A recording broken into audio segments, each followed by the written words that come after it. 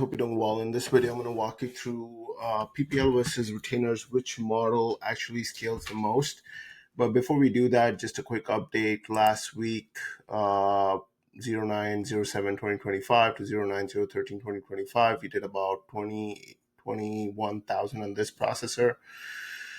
And then we did another 6,000 on this one. So about a $26,000 a week just on the PPL model. So it's pretty scalable. Just something to keep in mind. So let's just dive into the process. Retainers of PPL, here's what actually scales in 2025. So both models work. Just I want to be super clear about this. Both models work. Both models will grow your business. Doesn't really matter. The problem that I see with retainers is it's just you don't get the upside sometimes, and also it's harder to get clients on retainers as well. Oh, I gotta pay for this, I gotta pay for that, I gotta pay for this, so they gotta pay a management fee, plus they gotta pay ad spend.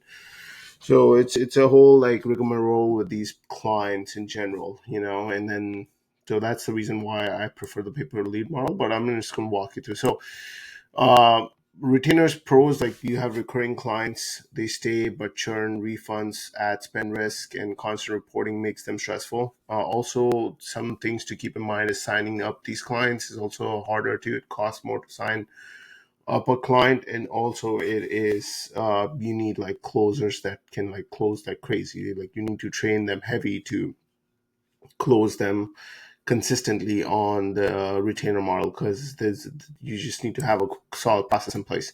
On the paper lead side, the client pays for the results only, which makes closing deals easier. So they don't pay a lot of upfront. They pay maybe a small setup fee or something, but nothing crazy. And it creates daily cash flow. And I've seen clients stay a lot longer, right? And they have control on how many leads they want, how many leads they don't want. And you can control that on the paper lead side, whereas you can't really control that on the retainer side. So for example, if a client pays you a retainer price, it's like, oh my God, I'm getting so many leads. And I was like, okay, well, and next month he's like, oh, I want to pause the campaign. Right. So now like you have to pause the campaign. Now you're not making any money with that client for another month or so. Whereas if you to ask the client how many leads they want, they say, okay, I want 1 or 2 leads this month or this week or every day, whatever it is. You just do 1 or 2 leads a day. That's all you got to send them, and just keep the ball moving, and they just keep staying with you for a longer period of time that way.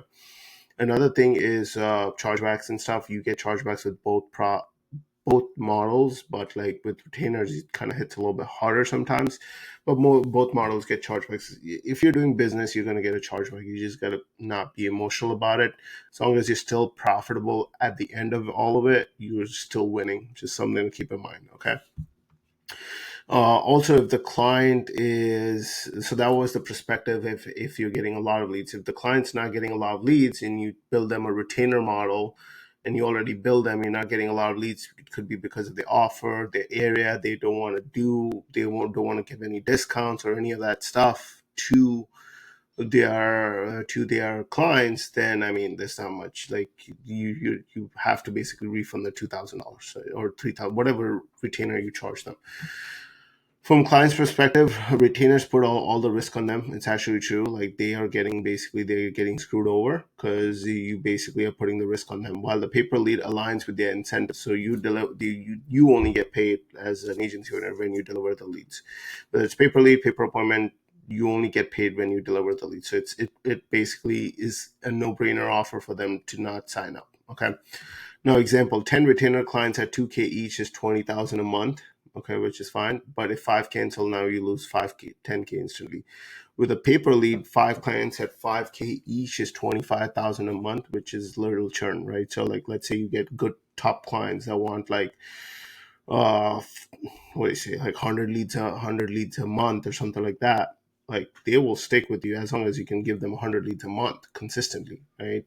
And you're making at least like, I say 50, 60, 70% profit depending on your team size and stuff. So it just makes sense sometimes to just do the paper lead model. It's easy sign up. You don't have to train clients. I primarily switched up because I had the training the closers. Then you got to review all their calls constantly, and all that stuff was a headache. and you had to pay closers big commission checks constantly. Right now, I got my closer from Mexico. I basically just pay him like $1,000 every 2 weeks, it's like $1,000 for $1,400 or something base pay, and then commission.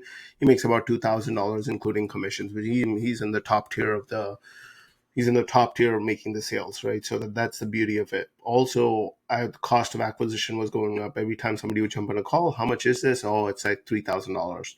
They'd be like, okay, man, I don't know if I want to pay that much, right? So even if they had the money, they were really good at it. Even if I had the results, like I basically had the results too, and case studies as well, and I was still having issues. Switch to pay per lead model.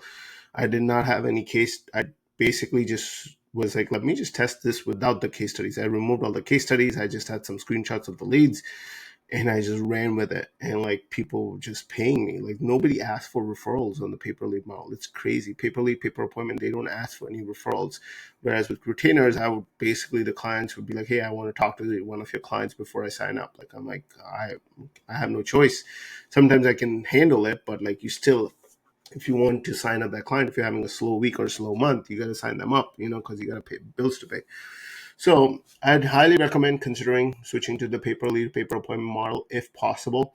And this will help you grow your business consistently. Now, that said, I am taking on a few one-on-one clients, helping you grow to 25K a month in the next 90 days. I'm going to take on maybe like 4 or 5 clients at the most. So if you're interested, it's going to be a 12-week program. I'll give you everything from start to end, review all of your stuff, also give you all the scripts, closing scripts, setting scripts, um, tailor based on your niche, pick your niche up, pick your niche as well for you, review all your calls, review all your proposals, review all your fulfillment process, make sure we set it up correctly so it is good to scale, right? And I've seen you can get to 20, I got to 60K a month within the first 30 days of moving to paper lead. But if you're doing 5 to 10K a month, I can get you to 25K a month, no problem, right? But this is not for like a beginners, or if you're super new to this, then I don't recommend, because I don't have the patience for it to like coach you, train you, like give you mindset stuff. I can give you a little bit of it, but like if you're like really really new, then I don't really want to work with you. If you're like are you making 10K 15K a month, you want to switch to the paper lead, or you're already at a higher amount revenue wise and you want to go to 50, 100, 200K a month, I can help you with that. But I can't, if you're like a beginner, then I don't think I can work with you, right? Just something to keep in mind. That said, if you're interested, you can book a call below. But that was a quick overview of the process. I do recommend testing it out. It's super simple model. I'm going to make a longer video maybe next time or so, explaining how you can set it up yourself as well, so you just have an idea on how to do it too, and you can set it up yourself, especially if you're a beginner. Hope that was helpful. Talk to you guys soon. Have a good rest of the weekend.